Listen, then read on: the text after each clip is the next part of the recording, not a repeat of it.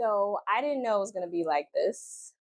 I didn't realize that I was going to feel and see how much I had been missing out on, how much I hadn't been paying attention to until I moved abroad.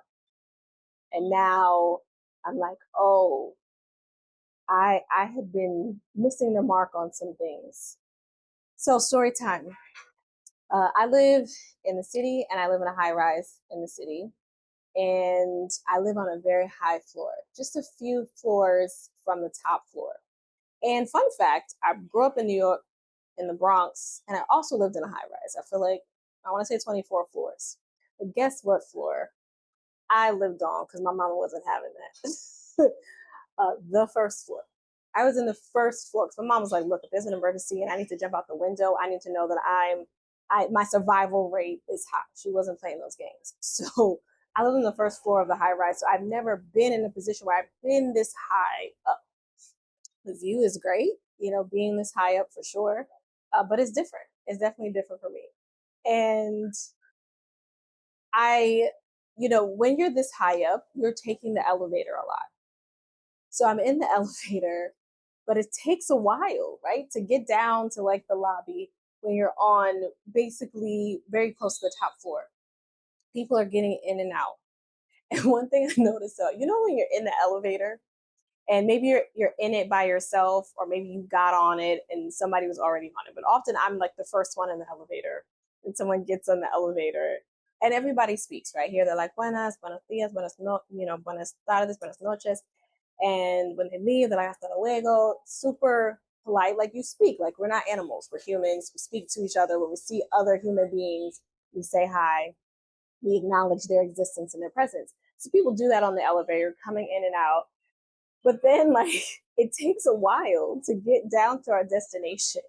And so, for me, so maybe this is just me, there's this palpable thing, an awkwardness of people trying not to make eye contact, like physically, like looking anywhere else but at the people around, because then that's weird. Why are you looking at me? Why are you staring at me? Which I get, especially from New York.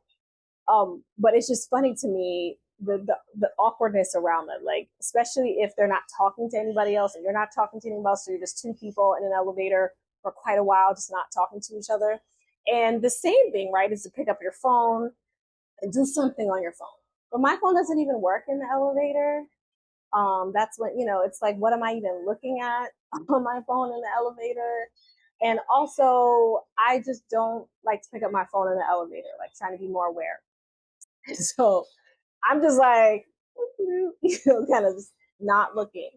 But it's interesting because it makes me think of how uncomfortable we are with a certain level of eye contact, a certain level of, hey, I see you, right? When you have that eye contact, just a touch more than you would normally or what's comfortable for you.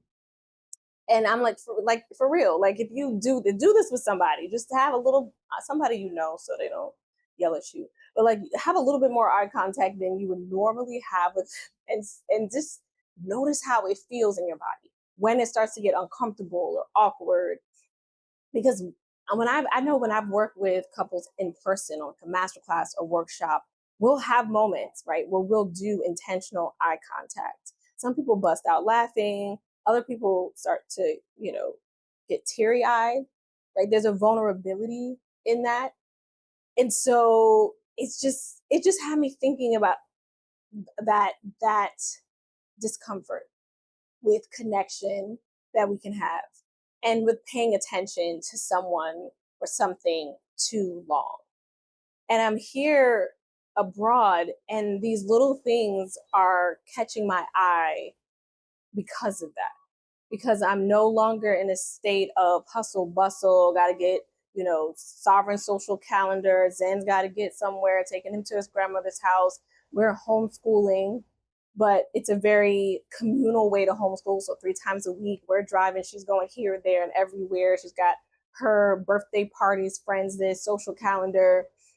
We've got work that we have to do. Groceries have to be shopped for. Things have to be done and cooked. And these are still our responsibilities. But yet we're in a state of more discovery, right? So I did a story within a story. I did this story on my Instagram stories. And I was showing this building that I see every day because in our bedroom now, one of our walls, the wall by my side of the bed is basically window. So when I wake up and I look to my left, I always see the skyline, but I see this building in particular, that this twisty building. And I was like, oh, that's so cool. Let me put it on my stories. And then as I'm talking in the stories, I'm like, this feels so dumb. And I'm like, are people gonna be like, nobody cares about this twisty building? That's just dumb and random. And I, at that moment though, I was like, this is so cool, right? Because I'm like, it's twisted. So if you're in the building and you're standing on the side, and since it's all glass, does it feel like you can like see over? Does it feel a little scary if you're on the edge of where the twists are? Like, I'm genuinely curious. There's a wonderment that has been ignited inside of me, being here and looking at that building and then recording it for others. I had this moment of like, oh, other people probably think this is dumb. Like, who cares about that? But I care. And then today, right, this is what sparked this video. The building isn't that far from, I guess, where we live. We're walking around and in a little bit of a hustle bustle mode today. There was a lot that we had to get done. And my daughter was like, that's the twisty building. But we were standing in front of it, and from that vantage point, it just looks like a regular building, right? It's a square building, but you got to look up. I was like, oh, it is the twisty building. I didn't notice that before because I've walked past this building before now and never realized I was standing in front of the building that I see from afar when I'm in my bedroom in our apartment. And and of course she's a child, so that childlike wonder, because she doesn't have the same logistical responsibilities that her parents have. And I was like, yeah. I was like, how often do we look up that movie that I referenced in a past video where I was sobbing into my pillow? That video, I'll try to link that at the end of this video. But yeah, when I was sobbing into my pillow and I told that story, that movie was like, there was a character who was like, look up, because you'll miss things if you don't. And I was like, oh, it's so true, because you're looking down to make sure you don't trip over yourself, and you're looking in front of you to make sure you know where you're going and where you're heading. But how often do we actually look up, and how much are we missing because we don't look up? Like, literally and metaphorically, looking up to me is getting out of the space of go, go, go and do, which is an easy space to be in the States. And even though we have the same responsibilities here, this I'm new here. And the beauty about newness and the freshness of that, it allows you to tap into that childlike wonder. It allows you to tap into that genuine curiosity about things. Like, I grew up in New York. I was not curious about the things that people would come and be curious about in New York. I was like, I've never been to the Empire State Building. I've never been to the Statue of Liberty. I've never no, that's not true. I was gonna say I've never been to a parade, but actually I tapped in a parade one time. So because of that, it was a school or organization. They got you out there in the New York streets, but ultimately I wasn't doing a lot of that stuff. But right now, I have the opportunity for discovery in a way that I feel like I haven't had for a while, or haven't been motivated to do, because you can discover wherever you are, right? And that's the beauty of this. Wherever you are right now, what's something that you have wanted to discover? And not just about where I am in the world, but about who I am. I talked to a friend of mine who is older than me, like up in age, so vibrant, so wonderful. And she's like, I'm going to be a musical artist. I really want to do this. And I can do this now. And I'm going to hone in on that. I was like, what? Wow. Just like that.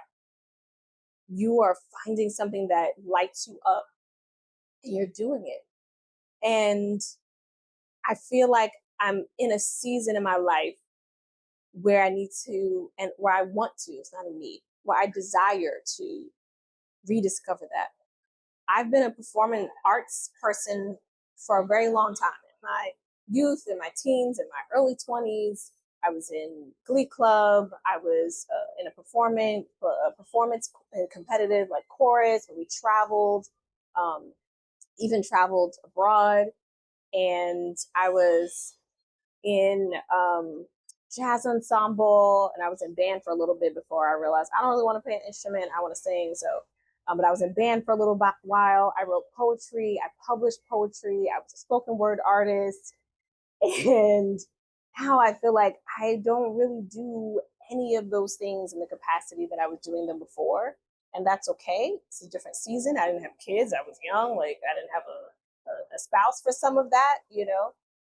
But what lights me up now? What what's that thing that I have that childlike wonder for within me, right? So discovering my physical environment more, paying attention, looking up. Look up, y'all. Like next time you're out, take a second to look up. I being y'all. What I'm about to say. Being from New York, you definitely are not happy with the tourists who are looking up. But I get it now because they've got the cameras, they've stopped in the middle of Times Square streets, okay, and are looking around, and you're like, madam, sir, I need you to move. Like this is go with the flow. When in New York, do as New Yorkers do, kind of thing. Now they are me. I'm like, okay, let me look up, let me see, what can I see, what can I discover. And I think this is is it speaks to all of our lives, right? Of what can we discover where we are about ourselves and about the environment that we're in. um I have friends even in Georgia who are like, this is all Atlanta has to offer, but they have discovered parts of Georgia and Atlanta I was like, I've never seen, just because they have that wanderlust, just because they want to travel and see and discover. And that's been ignited for me, which I am very, very grateful for. And I think it's important for us as humans to see what will ignite that for us. More eye contact, intentionally, asking curious questions, seeing what lights us up again in this season of our lives. Maybe we're picking up something that we used to do, and maybe I'll sing again. There's a karaoke spot like literally walking distance from the apartment. I've looked over there. I haven't gone in. Um, to be continued, to be seen. What will happen with that? But yeah, and I haven't discovered the artsy or performing arts scene here. But who knows? Maybe taking a dance class. I don't know what that's going to be for me. But I'm open and I'm motivated to see. I would say ultimately being abroad has allowed me to tap back into the childlike me. And when we're adults and we have like, because I'm not a child. I mean, I'm somebody's child, but I'm not like a child anymore. And I have all the adulting. You know what that means. You know what that means. The adulting and the adult responsibilities. And that makes it feels like it makes it more difficult to wander and to wonder and to be curious and to discover and to look up and to make eye contact for longer than is necessarily comfortable. But I'm doing it, and I invite you on the journey with me, and I invite you to hopefully figure out what that looks like for you, right? What it's just, I mean, and I think figuring it out is just being curious. Curiosity is enough to begin that journey. What if I this? Then what? What if I let go of everything in the States and moved abroad? Now what? So here I am, and here we are. I need to take a drink of water after that. I'm being a little, but I'm Imani Aisha, and I'm on here making videos to hopefully inspire, empower, motivate us to have stronger and better relationships with ourselves that feel good, and relationships with our partners and others that feel good in the midst of the inevitable challenges and changes life will bring. Because life be life, and that's what it does. So um, I'm here for that. And if you're here for that too, please hit that subscribe button. If it feels good to you, you resonated with this video, anything that resonated with you, any thoughts that came up in your mind, I'd love it. No pressure, but I'd love it if you share it with me down in the comments below. Let's keep the conversation going. I love to see you guys' comments because I'm just starting this, sprint on YouTube. So I'm like, I get excited when I see a comment, y'all. Okay, it's not go unnoticed. So thank you for those of you who are commenting.